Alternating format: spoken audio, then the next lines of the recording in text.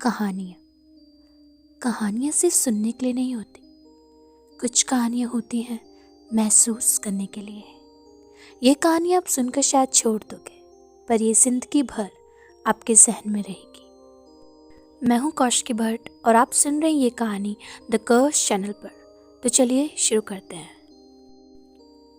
मेरी वाइफ की तबीयत दिन ब दिन खराब होती जा रही थी।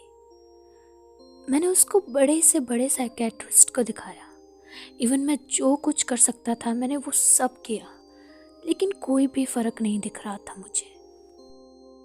लेकिन इन्हीं कुछ दिनों में मैंने उसके मुंह से एक नाम सुना, कोमल। ये नाम वो अक्सर मुझे बताया करती और हमेशा बोला करती कि उसके सपने में एक प्रेग्नेंट औरत आती है और वो उसको हॉन्ट करती है। मैं उसको समझाता रहता था कि ऐसा कुछ भी नहीं है, ये सब बस वो सोच रही है, लेकिन वो मुझे कहती कि वो औरत उसे बर्बाद करने के लिए आई है। उसकी ये बातें सुनकर मुझे काफ़ी ज़्यादा अजीब महसूस होने लगा था। हमारे घर वालों ने उसको किसी स्पिरिचुअल जगह पर या फिर किसी पंडित वगैरह को दिखाने के लिए कहा, लेकिन जिस तरीके से वो बातें करती थी मुझे नहीं लगता था कि वो ऐसा कोई केस है। लेकिन फिर एक दिन कुछ ऐसा होता है जिसने मेरी लाइफ पलट कर रख दी। मैं आज भी जब भी उस वक्त के बारे में सोचता हूँ मेरी रूह कांप जाती है। कम से कम 1-2 हफ्ते बाद मेरी वाइफ की तबीयत मुझे थोड़ी इम्प्रूव दिखने लगी थी। वो थोड़ा नॉर्मल रहने लगी थी। मुझे लगा नई दवाइयाँ शायद उस पर काम कर रही हैं। इवन वो रात को सोने लगी थी। मैं काफ़ी ज़्यादा खुश था। लेकिन एक रात जब मैं सो रहा था मेरी नींद खुलती है और मुझे किचन से कुछ तो आवाज़ आती है, जिसे कोई कुछ कंटिन्यूसली ठोक रहा है। 1-2 सेकंड्स के गैप में मैंने अपने बगल में देखा तो मुझे मेरी वाइफ नहीं मिली। मैं उस वक्त तक काफ़ी ज़्यादा नींद में था, तो मुझे लगा वो शायद कुछ काम कर रही होगी। वैसे भी अब मुझे इन सब चीज़ों की आदत हो गई थी, तो मैं फिर से सो जाता हूँ। उसके बाद कम से कम 30 या 40 मिनट बाद जब मेरी नींद खुलती है तो स्टिल मुझे वो ही आवाज़ आती है। वो सुनकर मैं बहुत ही ज़्यादा शॉक था कि इतनी देर से मेरी वाइफ कर क्या रही है, क्योंकि पहले मुझे लगा कि शायद वो कुछ काम कर रही होगी। मैं जल्दी से उठकर किचन में जाता हूँ। किचन की लाइट्स ऑफ थी, लेकिन मैं जैसे ही लाइट ऑन करता हूँ मेरे तो मानो पैरों तले ज़मीन ही खिसक जाती है।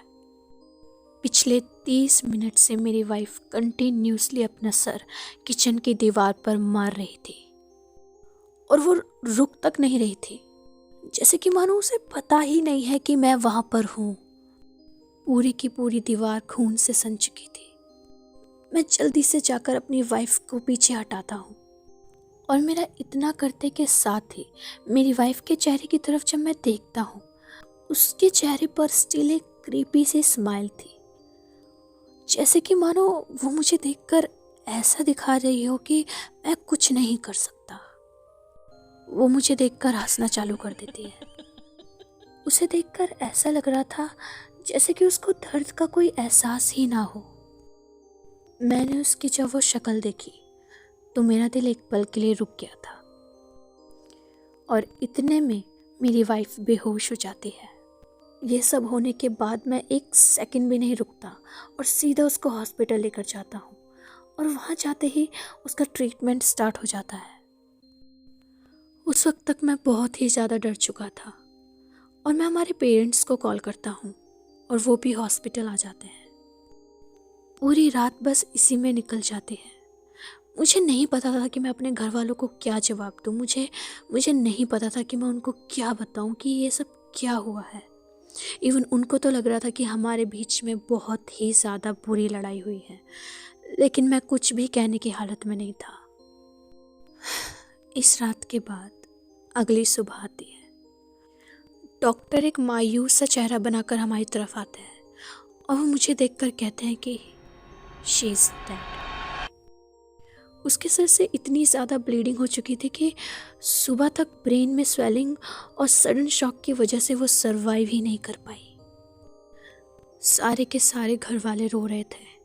मैं वहाँ पर खड़ा सोच में पड़ चुका था, लेकिन जैसे ही डॉक्टर ने मुझे दूसरी चीज़ बताई, मैं वहीं पर कांप चुका था। डॉक्टर ने मुझे कहा कि वो प्रेग्नेंट थी।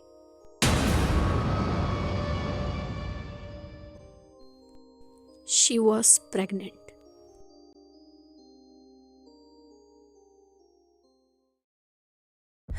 मेरी वाइफ को मरे हुए 2 हफ्ते हो चुके हैं। मैं अपने घर वालों से दूर, सबसे दूर यहाँ पर बैठा हुआ हूँ और आप सबसे अपना मन हल्का कर रहा हूँ। आप लोग सोच रहे होंगे कि ये आखिर हुआ क्या, ये सब कैसे हो गया और ये किस वजह से हुआ। ये सब की सब स्टार्टिंग से एंड तक सिर्फ और सिर्फ एक ही इंसान की गलती है, और वो इंसान मैं हूँ। ये सब मेरी ही गलती है। इन सब की शुरुआत कॉलेज में हुई थी। मेरे कुछ दोस्त मेरे साथ रहते थे। हमारे कॉलेज में एक लड़की आती है, हाँ, कोमल नाम की लड़की। कोमल बहुत ही ज़्यादा खूबसूरत लड़की थी। अब कॉलेज था, दोस्त थे, और वो टाइम ही ऐसा था कि हमें नहीं पता था कि हम क्या कर रहे हैं, या मुझे नहीं पता था कि मैं क्या कर रहा हूँ। मेरे दोस्तों में शर्त लग जाती है कि कौन उस लड़की को अपनी गर्लफ्रेंड बनाएगा। मैं कोमल को अपनी गर्लफ्रेंड बना लेता हूँ।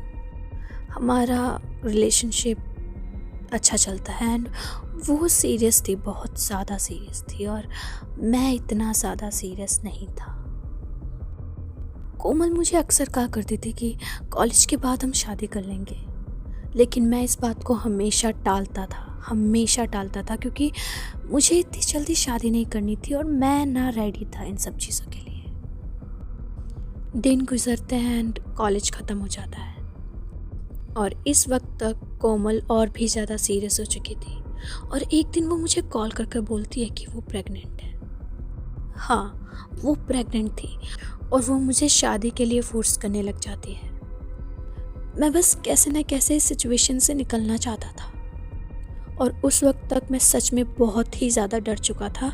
मैं घर पर भी नहीं बता सकता था इस बारे में, ना मैं किसी दोस्त को बता सकता था। इन दी एंड मैं डिसाइड करता हूँ कि मैं सब कुछ छोड़ दूँगा, सिवाय अपने एक बेस्ट फ्रेंड के। 1-2 हफ्ते ऐसे ही गुजर जाते हैं और मुझे लगता है कि अब शायद चीज़ें ठीक हो जाएंगी। लेकिन फिर एक रात, मेरी लाइफ की सबसे मनहूस रात आती है। आधी रात को मुझे मेरे बेस्ट फ्रेंड का कॉल आता है,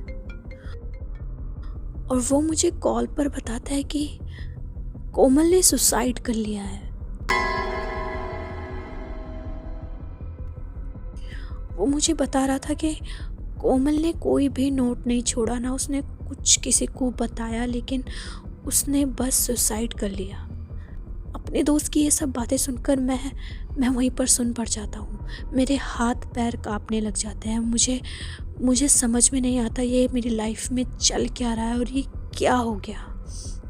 मैं उस वक्त तक बहुत ज़्यादा घबरा चुका था। मैं इतना सुनते ही अपने दोस्त का कॉल कट कर देता हूँ और सीधा उसको ब्लॉक मारता हूँ। कॉलेज के बाद से इन कुछ गैप के बीच में मैंने 1-2 जगह पर अप्लाई किया था, और लकीली मेरी एक जगह पर जॉब लग चुकी थी। मैं सब कुछ छोड़कर उस जॉब को ज्वाइन कर लेता हूँ और मैं अपने घर से दूर आ जाता हूँ। मैं उन सब चीज़ों को पीछे छोड़ना चाहता था। मैं बहुत डर चुका था कि अगर किसी को पता चल गया कि इसके पीछे मैं हूँ, तो मैं शायद बहुत बुरा फंस जाऊँगा। धीरे धीरे मैं अपनी जॉब करने लग जाता हूँ। मैं बस इस डर में जीता था कि एक ना एक दिन ये राज ज़रूर खुलेगा, आज नहीं तो कल ये ज़रूर खुलेगा। लेकिन टाइम के साथ साथ ये चीज़ ख़त्म होने लगती है। किसी को पता नहीं चलता, किसी को भी नहीं, मेरे घर वालों को भी नहीं, ना मेरी कभी किसी अपने कॉलेज के दोस्त से बात हुई थी। कुछ वक्त के बाद मैं ये जॉब भी छोड़ देता हूँ और कहीं और ट्रांसफ़र हो जाता हूँ। और इसी जॉब में मुझे मेरी वाइफ अवनी मिलती है। अवनी को पाकर मैं बहुत ज़्यादा खुश था। मैं कभी सोच भी नहीं सकता था कि ये चीज़ इस तरीके से बाहर आने वाली है। अवनी ने जब मुझे कोमल का नाम बताया, इवन जब वो मुझे कहती थी कि उसको सपने में कोई प्रेग्नेंट औरत दिखती है, तो मुझे पता था। मैं बस ये नहीं चाहता था कि ये चीज़ बस बाहर आए। मैं अवनी को ठीक करना चाहता था, लेकिन मैं खुद को इस चीज़ में नहीं डाल सकता था। मुझे नहीं पता मैं आगे की चीज़ों से कैसे डील करने वाला हूँ। आपको मैं ये कहानी बस इस मकसद से सुना रहा हूँ कि आप कभी ऐसी गलती मत कीजिएगा। अगर आप किसी के साथ बुरा करते हैं तो वो पलटकर आप पर ज़रूर आएगा। और मेरी कहानी सुनकर तो आपको शायद ये पता चल ही गया होगा। इस कहानी को आप मेरा कन्फेशन समझकर छोड़ दें या फिर इसको एक सलाह समझकर मानिए, ये आप पर डिपेंड करता है, क्योंकि कर्म हमेशा लौट कर आता है। So guys, this was the second part. Hope you like it.